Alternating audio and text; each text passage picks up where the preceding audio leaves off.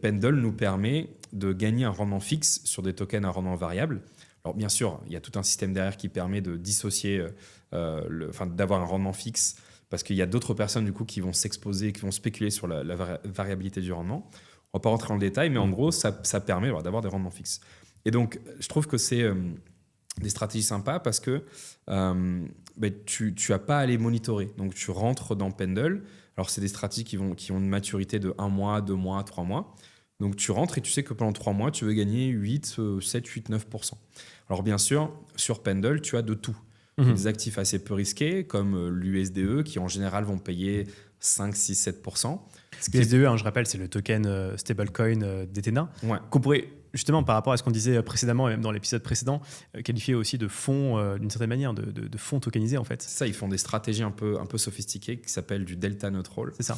Ils le font à notre place et ils nous reversent du coup ce rendement. Et donc voilà, passer par Ethena, par exemple, avec le Pendle, ça nous permettrait d'avoir du 5, 6, 7%, ce qui est pas mal. Encore une fois, là il faut vraiment se mettre par rapport au risque que l'on prend. Et fixe, donc j'achète ce qu'on appelle le PT, donc j'achète le PT du USDE, et puis j'attends, et puis au bout de 2-3 mois, je récupère, et prorata des 2-3 mois, je gagne 6, 7, 8% par an, annualisé. Donc ça, ce serait les autres stratégies.